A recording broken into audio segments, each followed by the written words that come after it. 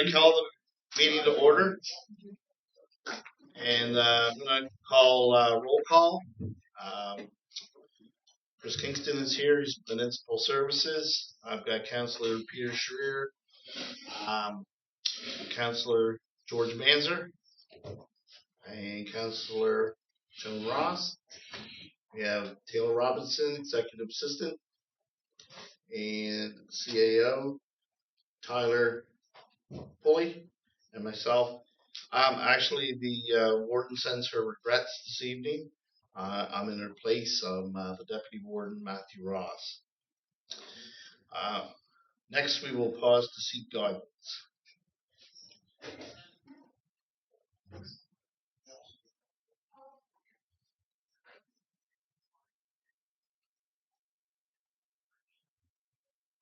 Now we will read the mission statement: to provide, promote, or facilitate municipal services that meet the community needs while preserving, supporting, and enhancing quality of life for all. Next, I will get into the approval of the agenda. Is there any additions? Yes, I have 2 additions. 4.5, notice of surplus property, and 6.2, an in-camera for contractual.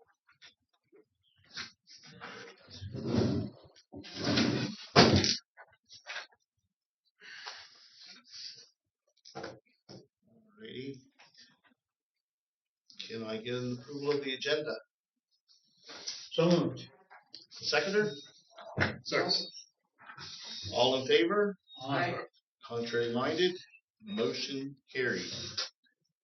Next, we have some presentations. I'd like to get a motion to have the first presentation from Sale 2, Pat Moore. I move that we have the presentation from Sale 2 by Pat Moore. A seconder? Second.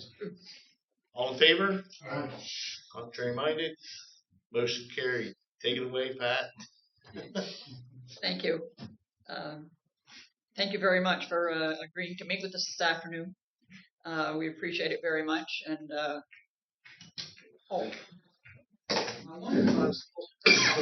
Yes, it does not say press me, so that's what we need. Press me. There you go. Yeah. You never know what's going to happen. Okay, I'd like to introduce ourselves. I'm Patricia Moore, and I'm a co-chair. And that's Crystal McDormand. She's the co-chair along with me. And Wanda Christensen is our secretary-treasurer. And John Swinghammer and Clark Lent are 2 of the members of our Peters Island project subcommittee. So they'll be doing the most of the talking, but there you have it. Yeah, thank you. Well, thank you. Can everybody hear me okay? Yeah, I guess you can. All right. Well, the first thing, I listened to your mission statement, and I was happy to hear that it's about improving the quality of life. And I think that our project, the Peters Island Lighthouse project, it fits right up that alley. What we're trying to do is we want to restore this lighthouse in phases.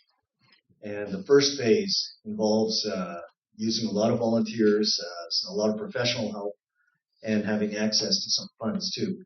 And so what we'd like to ask you is that we'd like to request that there be $25,000 available from the money that has been put aside from the lighthouse for the lighthouses that we could access at some point fairly easily. And the reason we want to do that, we're doing phase 1 of the repairs of the lighthouse. Now, some of you, I don't know if everyone knows the current state of the lighthouse, but the Peters Island Lighthouse, first of all, it's very remote.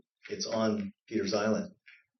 We have to deal with the tide issues, so it's not exactly accessible at any time in the day.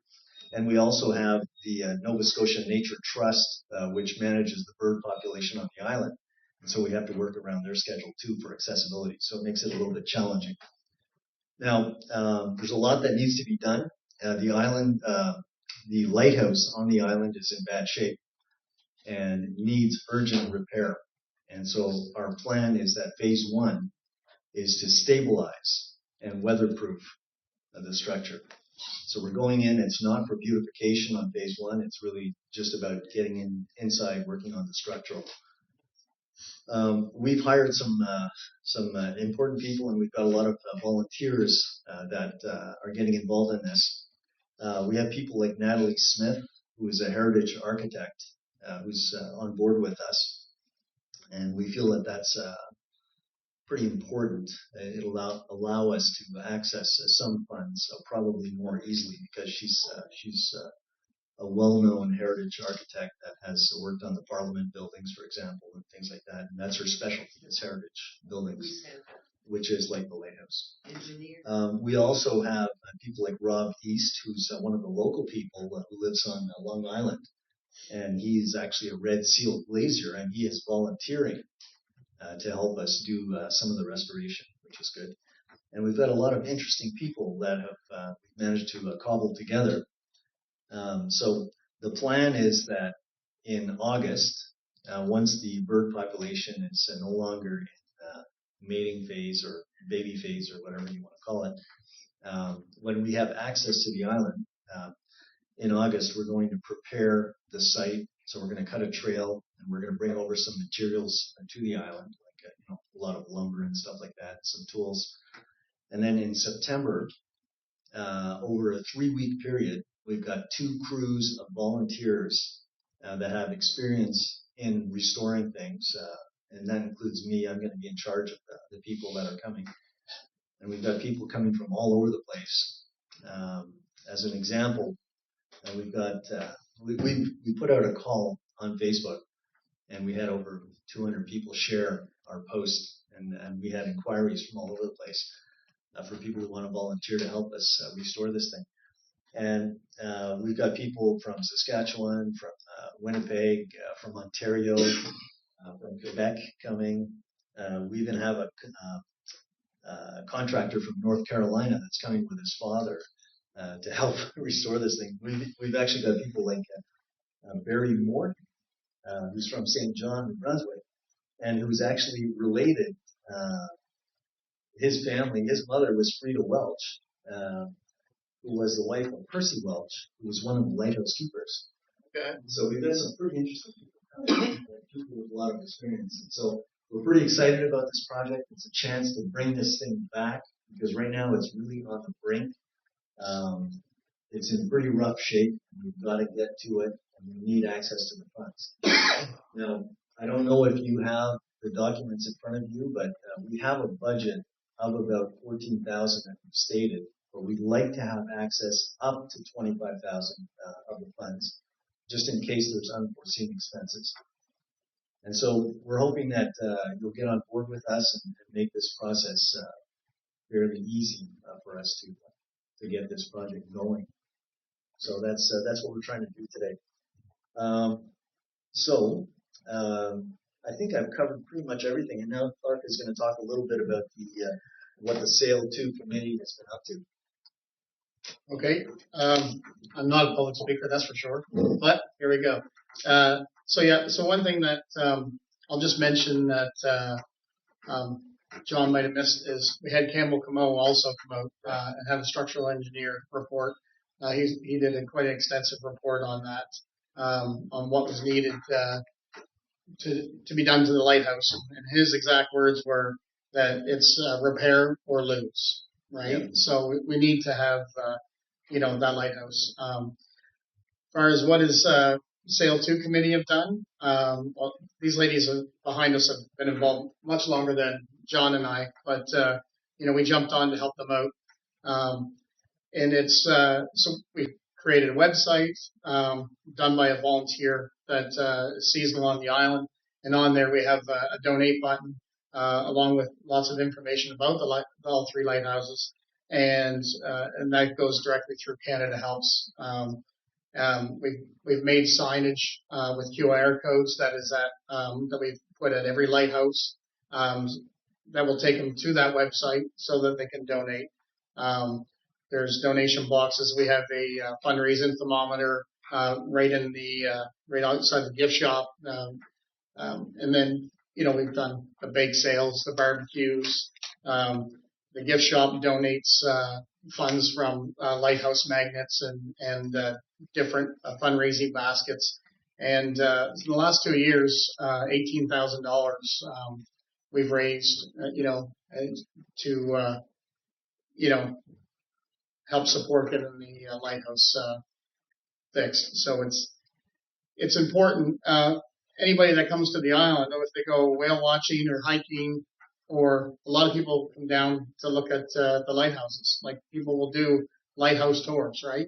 And when you're coming across the passage, everybody's got their phone, right? And and if you're down, by the store or the gift shop, there's the big patio across the road. If the weather is nice, just about everybody ends up on that patio, and they're all looking at that lighthouse. And the lighthouse is in desperate repair, need of repair. So we'd really like to be able to get that underway. And with the Nature Trust, they give us the approval, but to get out there. But we do have a small window of when we can do that around the nesting period. So winter's basically out of the question, and spring up until mid-August is. We're not available to get out.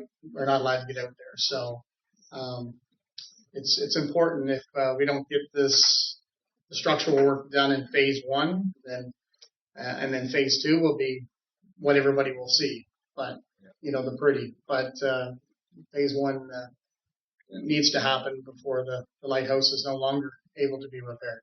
Yeah, just to conclude, I think it's really important that we get your support on this project. We've mobilized a great team of people, volunteers. There's been a lot of effort put into this. And the Peters Island Lighthouse is a really iconic lighthouse. Oh, and one other thing too, we will be getting some press from this. We've got people from CBC that are going to be collecting video for a documentary on this. I was going to ask you, do you have like a videographer or just set a camera up there as you're doing it, so you can have a speech? We have something better. We have Tim Wilson, who used to work for CBC, who's coming, and he's actually from Bear River. I don't know if any of you know him, but so Tim Wilson is going to be part of this. So he's coming for a little while to do some video filming, and we've also been covered by Moira Donovan, who's a freelance journalist for CBC. And so we are getting press on this. We've mobilized a great crew of volunteers, and we just want to have the municipal support so that, it's not too difficult to access these funds. And, we're excited about the project, and we really want to see the lighthouse in much better shape, because we're at a critical moment. Because if we don't attack this year, I have a feeling that it's going to start, crumbling down there. So it's really important to get to it. I guess just that the only other thing would be with these volunteers coming, we now have insurance arranged. Logistics was a huge one to be able to get the materials out there as well as the volunteers. So that was a huge obstacle, and we now have that resolved. And just again, that how much the island is behind doing this, with having this many volunteers and arranging housing, arranging meals, having people that are going to cook for them. Like it's for them to come here from all over North America and be able to be a part of the restoration of a lighthouse is valuable to them as much as it is to us, and to be able to experience that, be a part of that is huge.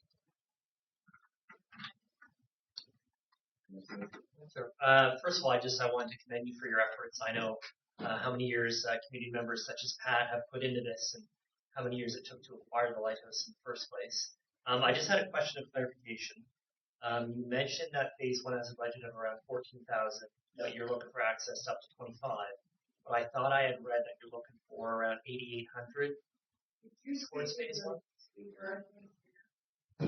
Well, I'm not sure where the 8,800 number came from, but like our budget is actually 14.5 or almost 15,000 for the year, and that's we're going to try to make this as reasonable as possible, and of course this is way less than what the contractors were quoting us to do the job, because we were getting 6-figure quotes.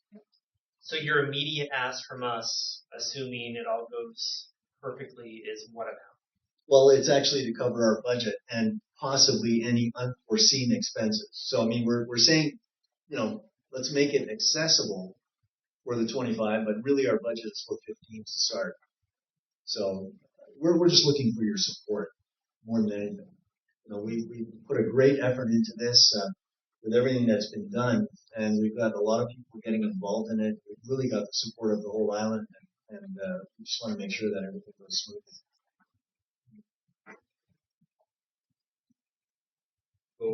George.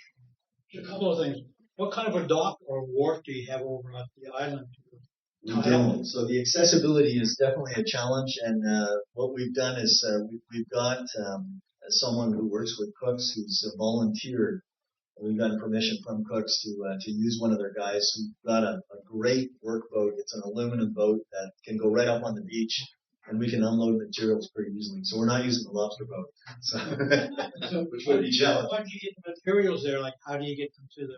You got to manhandle them all the way. We have to manhandle them, and I'm really good at that. So I've got a lot of experience. I owned a church in Westport, and I restored the church over there, and the church is pretty good now. And I've done a lot of manhandling materials, so we've got a lot of people that are willing to do it. Clark and I will be the first ones on the beach. One last thing, but once it's all finished, everything, is there any access for tourists to go out there, or do you just? No, there isn't any planned access, but we are looking into the possibilities of maybe the Nova Scotia Nature Conservancy could have lab, studies on the birds that they could have access to the Peters Island Lighthouse. But also, the heritage architect had an idea the other day. She said, "Why not put a camera on the lighthouse and looking at the bird population?" That would be kind of fun. That would be cool.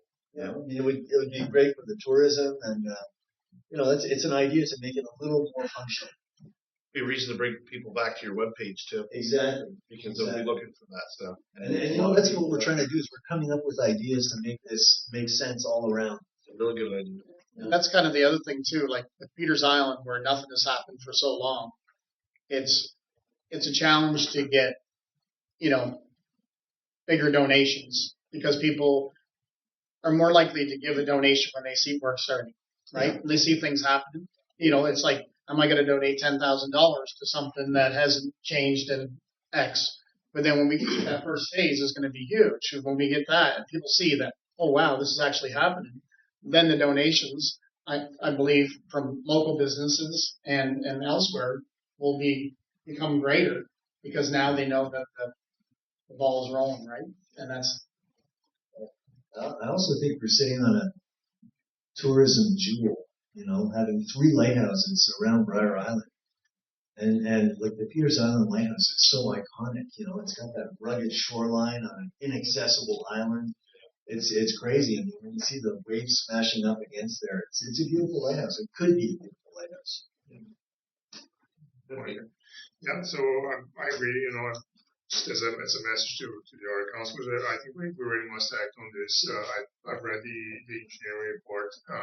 It's not very bright in the future if we don't do anything. But the lighthouse, as you said, has about a year ahead of it if we don't do anything, and then we'll lose it, right?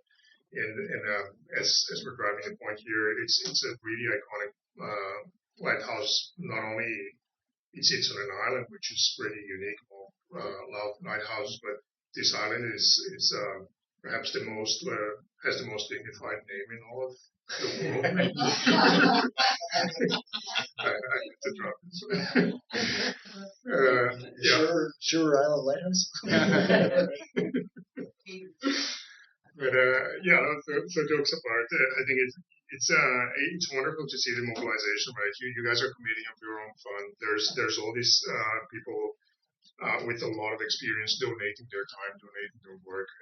It's just great. So we just have to make this happen. As you said before, I think it's great publicity for the area, great publicity for the municipality and for supporting this project. Now the thing is, to follow up on Tyler's question, like on your ask, so how much are you asking? Right. So we talked a few numbers here. There was an 8,800. There was a 14 something. There was a 22. So what do you need and what's the timeline? Our budget is about 15,000 to do this phase one. Okay. Yeah, 14,943. But it's asking 6351 from the municipality, and we're getting money from the Heritage and the Islands Historical Society. Right. Yes, we received a grant for 6,000. Okay. Yeah. So right now you're only looking for 6351. Maybe you could add a little bit.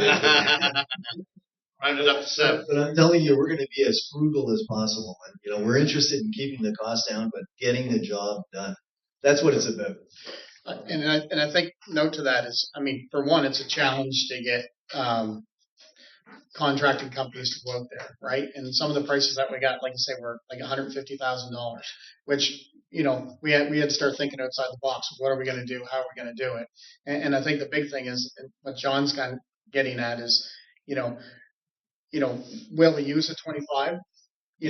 Maybe not. And hopefully not. And we'll only use what we need of that 25, and obviously there will be documentation, to support what was needed.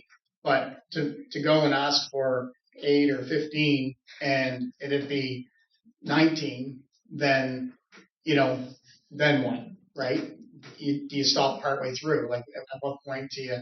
And I guess with the divestiture fund and with the potential of some of that being available over an extended period of time for the 3 lighthouses, Northern Light really needs next to nothing.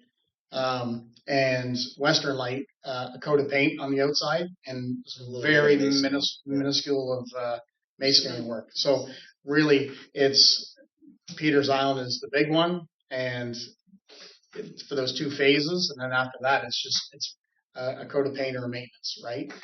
So the majority of that would come from, or would be needed at Peters Island. So you're looking for $15,000 from us. And then we're looking, for 15, but I mean, that's I just want to make it clear to staff. Yeah, That's all, because we're not yeah. going to decide tonight. We never do. Yeah. But I want to make it clear for staff what we're looking at. So if it's 15,000, we'll round it up because you're 14,943. So we'll say 15,000. I just want to note that, and that's fine.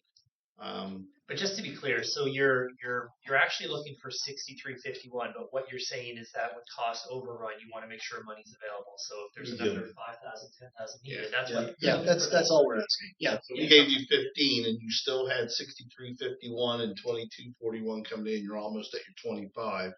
Or do you? That's what we're trying to figure out. Yeah, I think. And correct me if I'm wrong, but I'm thinking that total 25.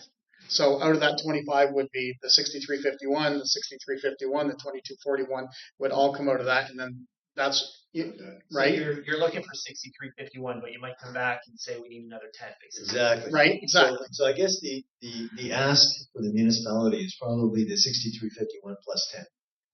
Yeah. Okay, so you're looking at That makes it 25. real clear. Yeah. And that's and we're not saying we're going to use that all. We're going to be as cost conscious as possible. I mean, it's not an open bar. Is there any other questions for council? All right. Oh, May I sorry, ask a Pat. question? I'd just like to confirm something. I think it was Jeff Sunderland was here when you first the lighthouses were turned over to you, and you received $225,000, which was $75,000 for each lighthouse, and we were assured that it doesn't all have to, you don't have to have $75,000 for Northern Light. It doesn't need much, but that it didn't matter how they went together. But Jeff at the time told me that he assured me that $225,000 was in a separate account, that it has nothing to do with other business that council does. And I'm just wondering if that could be confirmed, because I know that some of it has been spent through Rob Hersey on signage and plaques and that sort of thing. But I'd just like to be assured that that is in a separate account. And I can answer that. The money's treated separately, Pat. So the money we receive for each lighthouse is treated separately and tracked separately. So yes, it would only be spent towards those 3 lighthouses. thank you. All right. Thank you for your Thank you very much. thank you. And like I said, we don't make decisions tonight. Yeah. We will Understood. get back to you. That's great. Thank you. All right. Thank you very Thank much. you. Yeah. Thank you. Well, there's been Yeah, like 10 years of work. We're dealing with ferry issues as well. Yeah. What's your luck, Pat? Thank you for your I'm gonna time. pull her out. Thank you for the presentation. Well, if you stayed for the rest of our council, you'll notice that we're putting a motion for your ferry through too. So. They don't realize that there are hundreds every day in the summertime.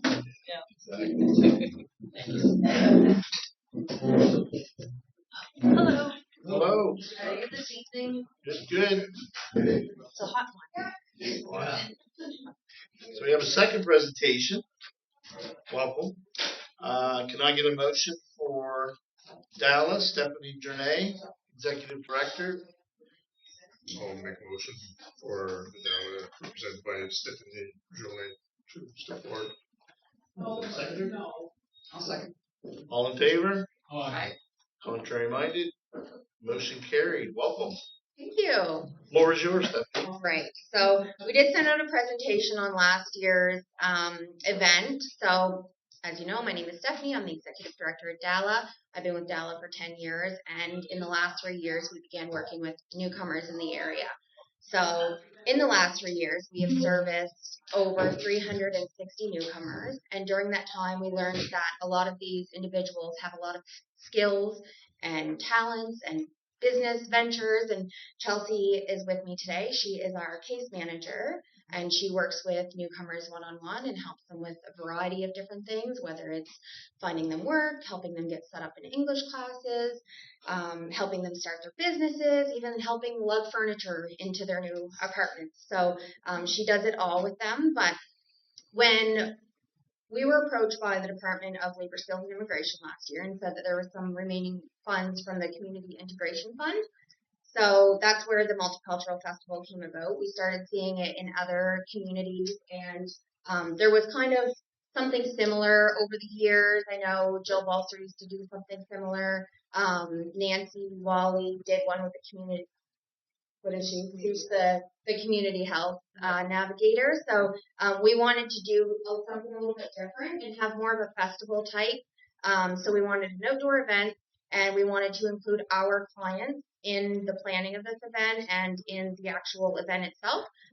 So within that, we invited vendors to apply to, and we waived the cost, so we didn't charge them anything. Because we wanted to encourage them to come, and we're also on a very tight schedule planning this event. So yeah, with that, we had quite a few of our clients sell their items, whether it be jewelry, their henna, baked goods, multiple things. And the whole point of our program is for newcomers to integrate into the community. And that's exactly what we want to help them with. And by doing this event, it really made them feel welcome, and they got to connect with other people and the community. And it also showcased, you know, our community and our culture to them as well. So this year we didn't get that funding, but we did get $3,000 from the Events Nova Scotia through Communities, Culture and Heritage, and we got $1,500 from the town. So the budget that was originally submitted with the request, we kind of looked at that, and we figured out if we didn't get the full amount, we could still make it work with less money. So with last year at the event, we were able to pay vendors, I guess, so hair braiding, a balloon tent, different things, so that children could enjoy these things for free. We would love to do that again, but we could work around it and find people, you know, somebody to volunteer their time to face paint and stuff like that. So we could eliminate some funding or some budget there. We could potentially find somebody to volunteer their time to MC. We had to pay somebody last year. Again, we would rather not, because it's difficult to do, and we wanted the quality of the event. And we want to grow it each year. So after last year's success, we did decide that we want to do it again, and that we would like to see it grow each year. We did a lot of research on other events in the province, and the one in Kentville is huge, and it started, I forget how many years ago it started, but it started very small like ours, and it's grown into a really huge, really popular event. So that's what we would like to see. I mean, Digby's only so small, but we would love to see it grow each year. The venue rental, so that would be downtown at the center stage. We were advised last year, they donated the space to us, but we were advised that there would be a fee. When we inquired on the price, they told us, but said they might waive it. So there's always that potential to cut that as well. And then the table and chair rental for $300. Dark donated theirs last year. We didn't know if that was still going to be an option this year, but there's a potential for the budget to be cut down to $7,900, which would give us enough funding to do the event. And we also plan on reaching out to other partners, so NSCC, Nova Scotia Works. We've got the Nancy Wally, YMCA. We have a lot of community partners that we work with on a regular basis, just with our programming. And a lot have actually reached out asking if we're doing it. Last year we had it in June. We didn't have any confirmed funding yet, so we couldn't start. I didn't want to start booking people in if we didn't know if it was going to be happening. But now that we have some funding, we know that we can start working towards that. But yeah, a lot of people have reached out and asked if we're going to be doing it this year again. So we know that there's going to be a lot of community support there as well. Any questions? I have one. So your goal is, I read, your goal was maybe October? October 4th. Where are you renting downtown? It's the center stage, so the Digby Marina grounds. Okay, so you want to have That's it where we had it. outside. Yeah. Yeah, that's a nice spot. Yeah. Yeah. It worked really well. So the parking lot was for the vendors. Dark had outdoor games for children. Along the driveway, we had like a balloon tent and Milo the Clown. And then the stage had entertainment all day as well. Remember that? I was that. You were there. I was there. Yes, I was there. Right on. I got a lot of stuff. I was just thinking before, I don't know, you'd have to talk to Sharon, but we had it early in September. I know you got off to a late start this year, but a rain date, if you had, the ice wasn't in the rinks, we'd have a place to have it. Yeah. So that did come up last year as well, and we were bound and determined to have it outside. And we hoped for the best, and it didn't rain, and it was a nice day, but it is definitely something to think about. Last year we planned it in a month and a half, which was crazy considering how successful it was. But it is something to be mindful of. We got the tent and thought of different things. Now, where'd you come to present? You sure you have a tent? We did. We got a small tent for people to sit in and eat. Yeah, so we have different food trucks and whatnot. Yeah. Set up Any other questions? And to clarify, you're looking for 3,000? That was the request. But anything else? So do the vendors sell their products on that? Yes. I'm curious, the places that have gone and grown larger, are they now taking table rents on that from their vendors? I'm not 100% sure on that. The reason we didn't want to, number one, is because we were on a tight schedule. We were planning it for June. The Annapolis market was open, and we knew it was going to be challenging to get people to come because they already had prior commitments. It was a hard decision because, yes, it would bring in money for the event, but we also knew that a lot of our clients that wanted to participate were Ukrainian refugees, and they didn't have the extra money to pay us to have a table. And it didn't cost us anything to put them there. The tables were donated. Chelsea helped them a lot with their signage and their business cards and getting them set up. We helped them do all the paperwork for the food permits and everything. So, yeah. It's definitely something to think about if it does grow and our expenses increase in the future. Especially for repeat vendors. For sure. Yeah. questions? All right, thank you for your time. That was great. Thank you. That was super easy. Yeah, no, jog my memory. I can send out the revised budget as well. I should have sent it out prior to this, but if you'd like, I can send it out. Okay. Great. Great. you. Thank you. Good evening. All right, we will move into 2.3, approval of the minutes of May 27, 2025. I'll move the approval of the minutes of the date here. May 27. I'll second. Questions? All in favor? Aye. Contrary minded? Motion carried. Now we'll move into the CAO report. Meeting reminders. July 1st, of course, there is no meeting, but I'm sure all of us will be very busy getting out to all Canada Day celebrations. July 8th, there is no meeting. July 15th, we will have an audit committee at 5 p.m. July 22nd, at 5 p.m., there will be council. I may not be present for that. I'm on vacation, so I will be here. I'll send my regrets now. July 29th, no meeting. August the 5th, no meeting.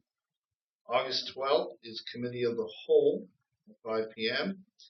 August 19th, there's no meeting. August 22nd or 26th, there is no meeting.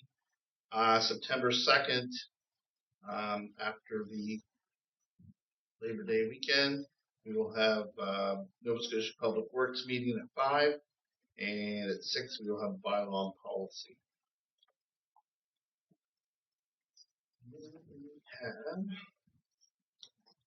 Anything coming out of actions? Items from previous meetings?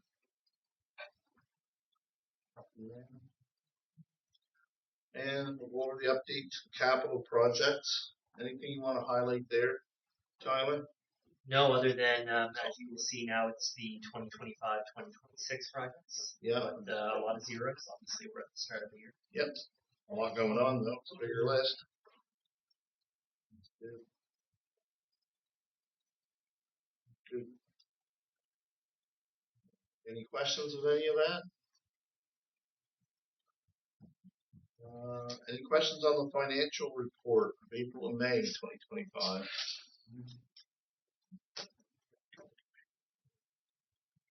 Hearing none, can I get a motion to approve the financial report?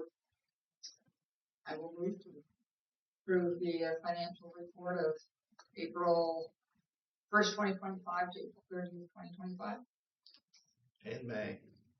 April to May. And May's, yes. Any a seconder? Second. All in favor? Aye. Contrary minded? Motion carried. All right, next is our standing committees. Here. Can I get somebody to move the grant request from Chair? I'll move that council approve the share the Wing Community Grant request in the amount of $3,500. You the seconder? I'll second. All in favor? Aye. Contrary minded? Motion carried. Next is the Nova Scotia Power Data Breach.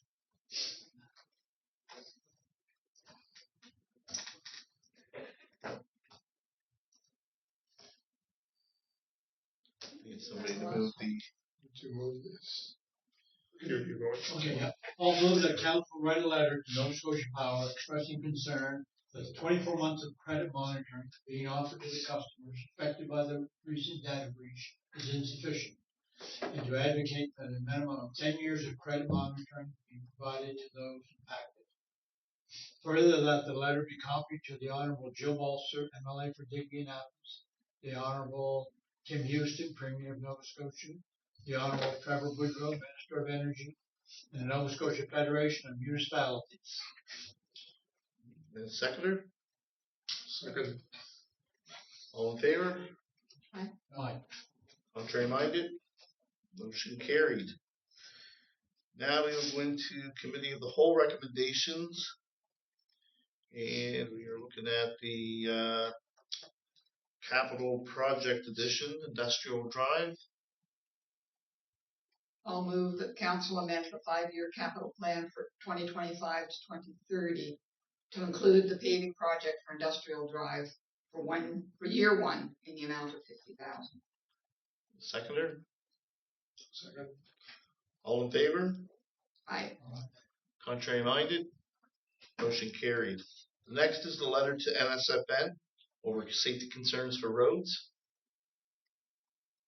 Move that council write a letter to the Nova Scotia Federation of Municipalities, the NSFM, expressing concerns regarding the safety and deteriorating condition of roads due to insufficient funding for year-round maintenance by the Department of Public Works. Further, that the letter be copied to the Honorable Joe Balser, MLA for Digby, Annapolis, and circulated to all municipal units across the province to raise collective awareness of this province-wide issue. You get a seconder? I'll second it. All in favor? Aye. Contrary minded? Motion carried. The next is the concerns over the Grand Passage Ferry. I'll move that council write a letter to the Minister of the Department of Public Works, the Honorable Fred Tilley, and Copy Transport Canada to express concerns regarding the recent reclassification of open waters and the subsequent replacement of the Grand Passage Ferry in Margaret's Justice with the Scotia. Further, that the letter requests an extension allowing the continued use of the Margaret's Justice until the end of the 2025 tourism season in September, and that the Department of Public Works ensure the Scotia meets all safety regulations prior to its full-time employment. Seconder? Seconded. All in favor? Aye. Contrary minded? Motion carried. The next is the Electric City. I'll move that council write a letter of support for the Electric City to endorse their interpretive center project, capital center, their interpretive center capital project. Get a seconder? Second. All in favor? Aye. Contrary minded? Motion carried. Now we'll move into business items. 4.1, Planning Advisory Committee. Yep, so I'm sure you've all had an opportunity to review the RFD. So essentially, we have some topics that we need the PAC to meet and make recommendations on. So one is the new wind turbine standards from the province that we need to include in our land use bylaws. The other is a 5-meter water setback that we meant to include in our LUB, so we need to make that addition. The next is the review of our subdivision bylaw, which is due. And finally, the RV camper issue that we've been having. We're looking for some more certainty in our wording, so our building department knows how to handle those situations. Go ahead, George. Yeah, I see on there that you had, or there has been suggested that no particular order that PAC decide. Like I was thinking that the one about for the setback of the 5-meter setback for new development, like maybe that should take preference over some of the other things. So in case somebody comes along and wants to develop or do some, you know, We already decided it. It's just it didn't get put into the LUB. It wasn't written in. Okay. We'd already made that decision on the planning committee. Okay. The reason it's sort of, because you would think it's a very quick, simple decision, right? It's already, it would take. No, I know it's not. That's why I was thinking if it was dealt with first, then 3 months down the road, if somebody wants to do some development, then it's ready. The reason if you leave it up to the PAC to determine which one we're going to do first, it may take the easy one first and leave the.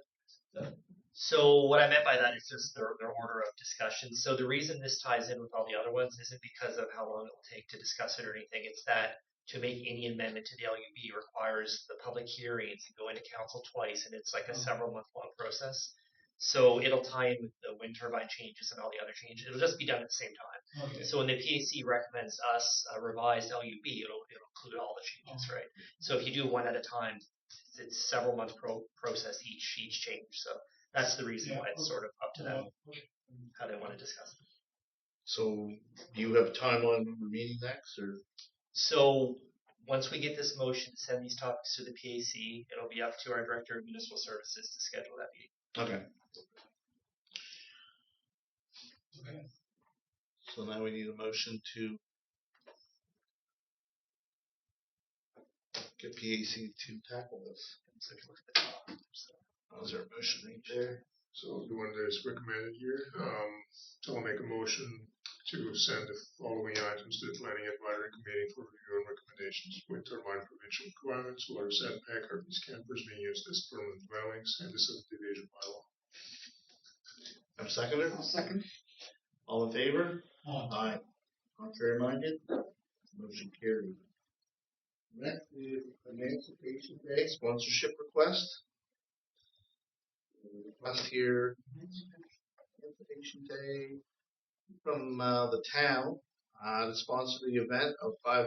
I think we've done that before, haven't we? Yeah, we did it last year at the same amount. Emancipation Day.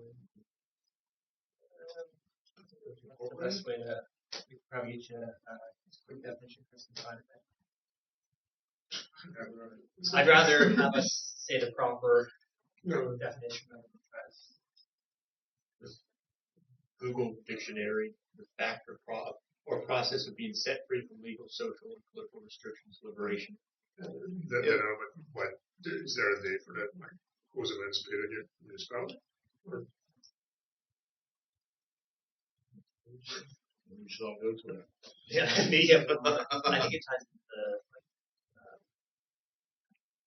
the African and social heritage. And that's what okay. Yeah. Yeah, I've gone to one last year. It was downtown on the waterfront. Yeah. So I understand why we're funding here. Yeah, I want to say the right stuff too on the meeting for it. So. Emancipation Day in Canada is celebrated on August 1st, commemorated the end of slavery in the British Empire on the date in 1834. That's a Canadian wide event? Yeah. Okay, I thought it was something specific to our area. All right. A motion. You say we gave 500 last year? Mm-hmm. Yeah. I'll,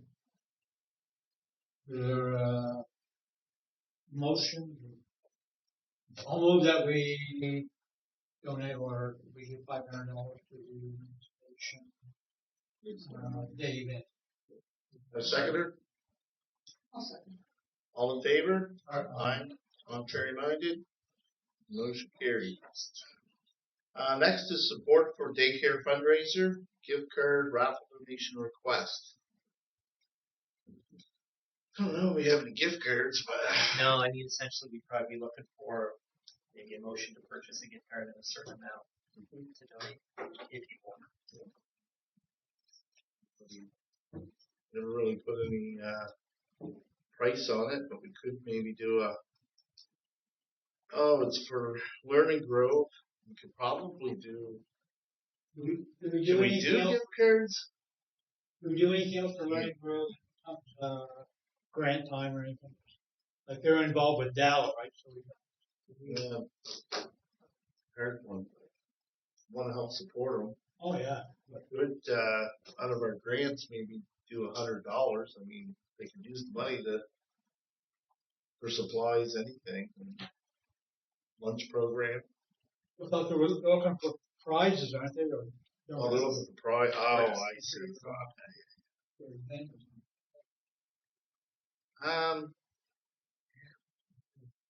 Our policy, we can't do gift cards, can we? I've never seen us do it. Yeah. Gift card right on the raffle. I don't know what I read it. It's more for business. It wasn't really Yeah, we for. could, if you want to distribute $100, we could do that, and they could purchase the gift card. Yeah, why don't we do that? So, Take $100 out of our community grants and send them a check, and then they can do what they want with it. If they want to raise money with it, they could. I mean, I want to support Learning Grove, so yeah. they do a lot. I would rather do it that way than contribute a gift card to a basket kind of Yeah, thing. I'd rather it's got to it come out as I'm a, going to do it the right way, so that would be Yeah. the best way to do it. So it's up to you guys. I'm suggesting $100. They didn't put a price, but we can do $100 thing. Mm-hmm. You good with that? Somebody wants to make a motion? And we donate $100 to Learning Grove. Seconder? second. All in favor? Aye. Aye. Contrary minded? Motion carried. Next, we have an update on the accessibility plan. Yeah, so as you guys know, every 3 years we have to review and refresh our accessibility plan. So Taylor has taken the lead on it this time. She's our new accessibility coordinator. She's nailing it. So she's the one that drafted this plan, so this got approved by the accessibility committee. If you have any questions about it, Taylor is going to answer them. Yeah, just, the villages also have to have, how are they, have they started at all, or? So they're included in our plan. Yeah. So how it typically works is, they haven't done any accessibility improvements over the past 3 years, so they're not listed in this. But what I will do once it's approved by our council is I send it to them, and they just keep it on file, so they're in compliance with the province. But if they have buildings and stuff that need, have they started any of that stuff yet within the So villages? this is just like the overarching plan. So every individual municipal unit is still responsible to actually make their infrastructure accessible. So the town, Dark, us, we're still on our own as far as like making our own. This is just an overarching plan that says kind of sort of what we're going to do. So each village is still responsible. If they have any facilities, they have to make them accessible. So that they all are aware of that, and they know that they, okay. Obviously, don't come in 2028 and say, hey, we got no money. Okay. No, I read through it. Very well done. I like it. I definitely looked through that. Good step into it. And So we will need a motion to approve it. Just another question: is this like like guidelines, or is this hard binding commitments? We talked about it at our accessibility advisory committee. It's pretty high level. Like we're not committing we're going to put $50,000 towards this project and it's going to be completed by 2028. It just kind of gives us guidelines to follow over the next 3 years, and then in another 3 years we'll write another accessibility plan where we have all our updated projects on that. Yeah. Okay. Is there a final date where they have to be? Like 2030. 2030. 30? Okay. Yeah. I just ask because there are some items that, for example, plain language, right? The definition here of plain language is that it basically has to be something that people can understand. But then, what if someone doesn't understand? Is your fault, or what is the other person's? I mean, it's just this type of gray zone there. But yeah, if it's not a binding thing, somebody like to make that motion Just to approve the accessibility. to approve the accessibility. Okay, I'll move that we approve the accessibility. You have a second? All in favor? Aye. Contrary minded? Motion carried. Good job, Taylor. Next is notice. What was it? Notice of surplus property. Surplus property. So each one of you have on your desk a notice of surplus property that we received today from the Department of Public Works. I checked with our Director of Municipal Services and our Trails Coordinator. We have no interest or reason to use this particular property, but I feel it's important for each one of these from you just in case. Where is that? It's called like Blueberry Road. I can't know where the. It's on. I can't read the. Public Works bases or there. You know where the dam is? Yeah. In Weymouth Mills? It's just past that. Like you're going down that gravel, rickety dirt woods road, Yeah. and then you take a left on an even more remote road, and then you reach Well, what's your the destination. And it's about 60 feet wide. It obviously gives you access to the Cisco River, but there's no rail. So it came up, Kevin Lombard did a plan in 2024 that drew attention to an old road reserve here that hasn't been utilized in the 1800s. Hence, DOT has no use for it. Hence, it's come up as surplus property. And they're obligated to let a bunch of provincial departments and municipal units know about this. So the town of Digby, Municipality, Clare, us. So if we took it over, could we then sell it to the adjacent landowner, or would they want it, or would we want it for access to the river? It's I'm 60 feet wide by assuming 1,500 because of feet. where it is, it would be of no interest for housing purposes. No, No. but for trails purpose, I mean, I guess what I can tell you is from the staff perspective, including trails, we don't see a use for it. Back there nowhere. Want to be honest, to clear this and cut off from humanity. You can't back there. yeah. That'd be a great place to throw kayaking.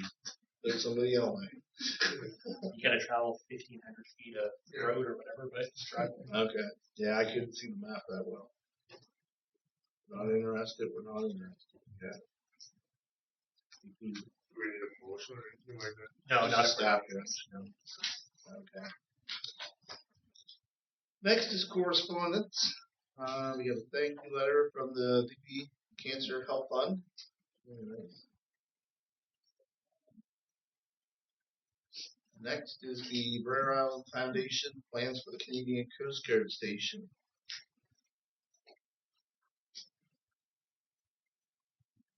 We're interested in inquiring. They Yeah, I can add a little to that. So I attended a meeting along with the warden. Essentially, they're kind of lining up with what we had always been interested in that property anyway because we own properties on the other side of it. So we obviously own the lighthouse and we own the property before it. Yep. So we always thought if they ever moved the station and that property came up, we'd want to acquire it for some purpose. Yep.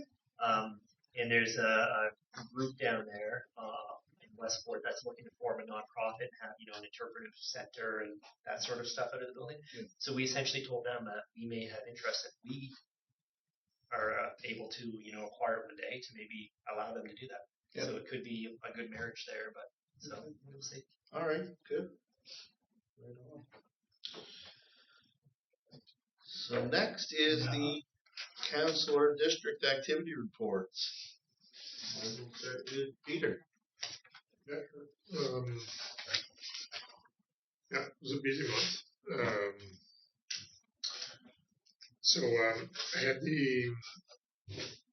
had a meeting with the Westport community, multiple meetings actually. So one of them with the village commission. So I attended to one of their meetings. It was really interesting to know, it's a good update on what they're up to. And they had various questions. Some of them I could answer on the spot. Some of them I referred to our team here, which was really good at answering them. So I think they're pretty happy and satisfied that we're keeping them in the loop of things and that they're getting their answers. Then I had also spent some time with the folks here from Sale 2 just to get up to speed on what their project is. So yeah, the result here. You just learned what they're trying to do, and really interesting conversation as well. Then we had a lot of the time and energy on council work this month, and just in the past couple of weeks was around the ferry issue. So we had a meeting with the entire community and Joe Balser, the Village Commission of Westport, and the Special Assistant to the Minister, Fred Hilly from Nova Scotia Public Works. And it was in the format of a sort of a public consultation, so the guy was there fielding questions. Mostly the meeting started as more of a problem-solving kind of thing, where we're trying to, okay, what is the problem, what are we going to do about it? But then I think so Richard Gauvin, which was the representative of Public Works, was pretty quick at, okay, guys, this is the situation, right? So he outlined everything, and then we could go straight to the chase. Like we concluded that the only way to maintain the status quo on the ferries is to hire more. So yeah, it was a little rush there because they had to scramble and get those positions open, which they did, which was very good. yeah, I think it's a win for the community there. It's a win for the tourism industry of the region, and it's a win for the provincial governments as well, because I think they realized that their initial assumption was incorrect, and they were quick to rectify. So that's very good. What else did we have this month?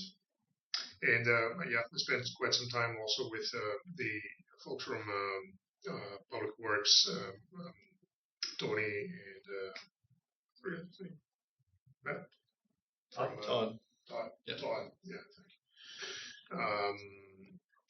And we did a tour of the Benacan Islands and just inventoried all the road issues there. So they will return to me with the things that their notes. I have some notes of my own. We'll compare. We'll try to determine what the priorities will be. Of course, we cannot do everything, but at least we have 5 or 6 items there that we know we can fix this year. So that's already good.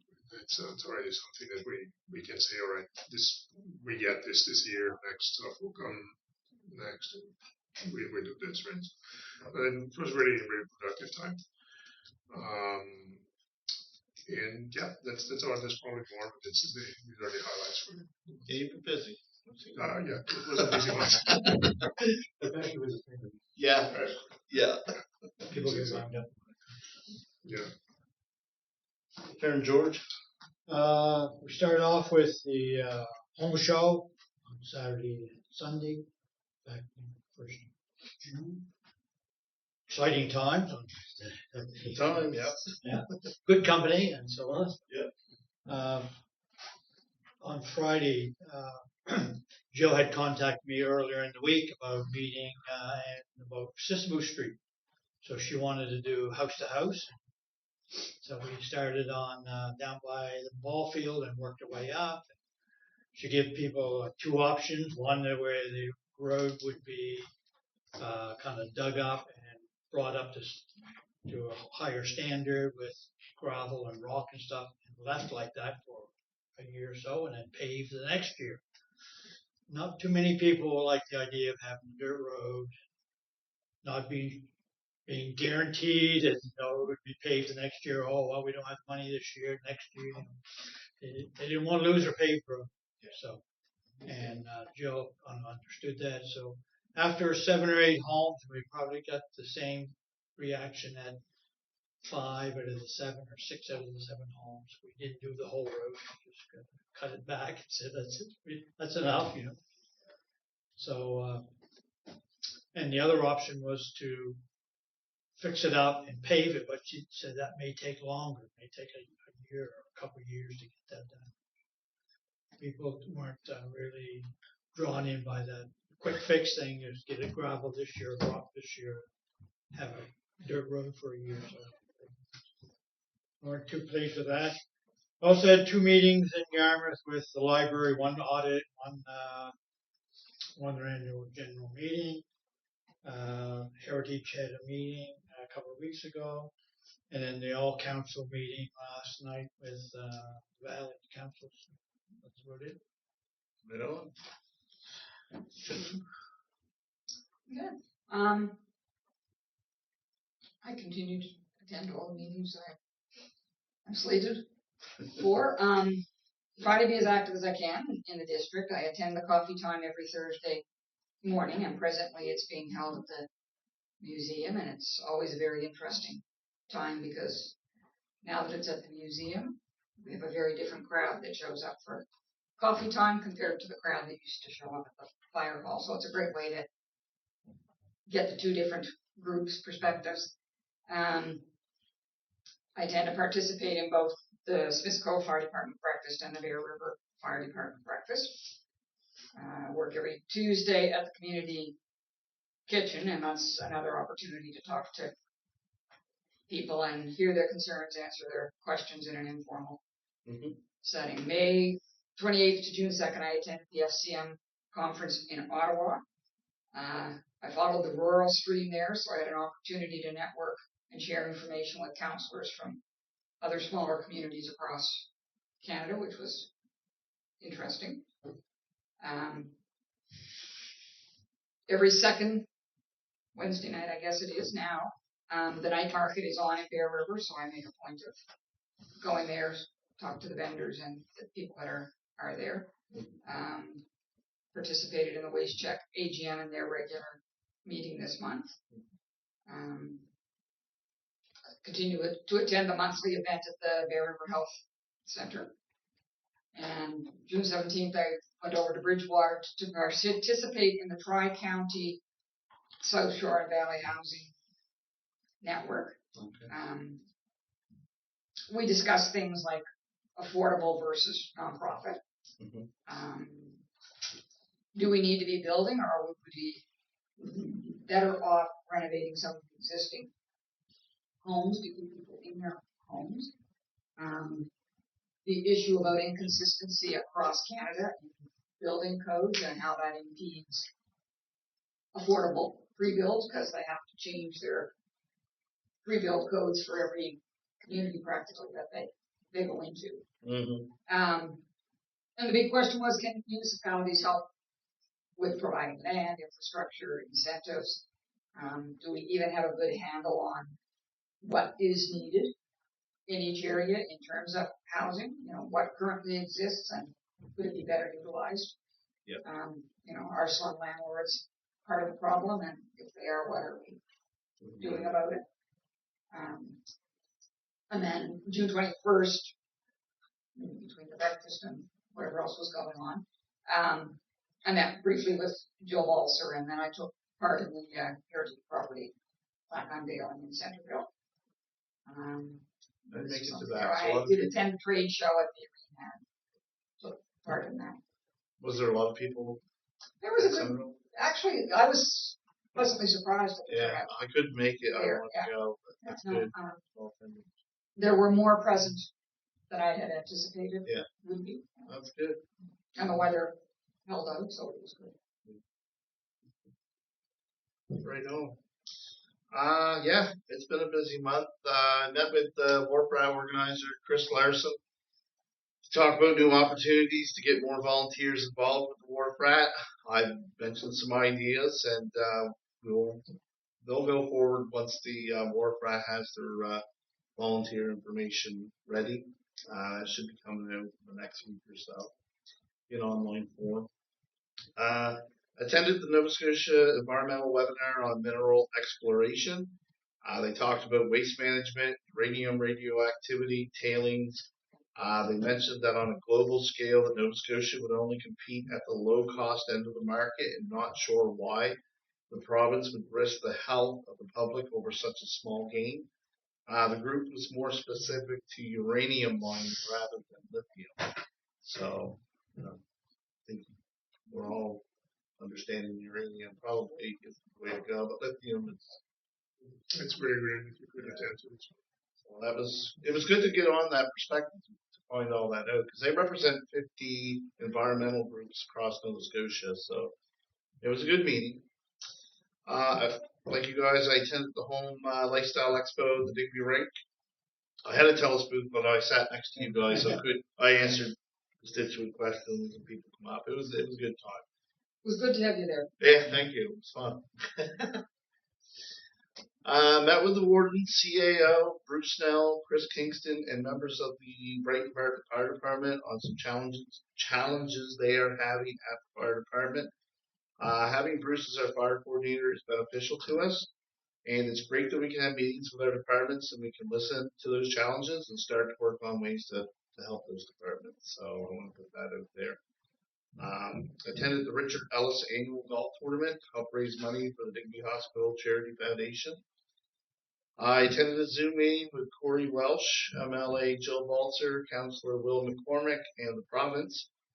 Corey presented his business case in front of the transportation staff in Halifax on a vision to produce genetically engineered vehicles here in Digby, Nova Scotia. He's looking for changes in the Provincial Road and Safety Act to include a manufacturing plate to be able to test cars in the province. So we'll see where that goes. He's been doing that for a few years now. So it was good that he got to sit and present. He actually was in the city with the department leaders. And I watched, the rest of us were all home with Zoom, but he did a really, really good job presenting. So we'll see what that Obviously, goes. again, genetically engineered. He's remodifying older versions of cars. One of them is the Mustang, 1960, but of course it'll be on the environment. Like you've got to have certain my name. I can't think of the word now. Emissions. That's exactly what. Yeah. So it'll be a cleaner car, have all the newer stuff. Those 60s Mustangs are sacred. You shouldn't do I know. This is a new product. I guess worldwide it's things. I don't know. It's a business idea he has. There's a need, I guess. So it's unique. He wants to do it here in Digby, so I like it. I think that's great. I've taken a lot of calls from constituents. I've been dealing with road work concerns, community mailboxes, garbage cleanup. Some of that's been happening. We've got a few places that were in terrible shape. They're starting to get cleaned up now. So it takes time, but slowly working at it. And yeah, a bunch of stuff. So that's it for me. The next, I guess we're going in camera, so I need a motion to go in camera. I move to move in camera. All right. All in favor? Oh, second. Oh, sorry. Yeah, but hold on. We're going to say a motion to go in camera for contractual. Let's make that motion. I'll make a motion to go in camera for contract. Second it. All in favor? Aye. Aye. Contrary motion. All right. Shut this off. Second? All in favor? Aye. Contrary minded? Motion carried. Aye, aye. Thank you very much, everybody.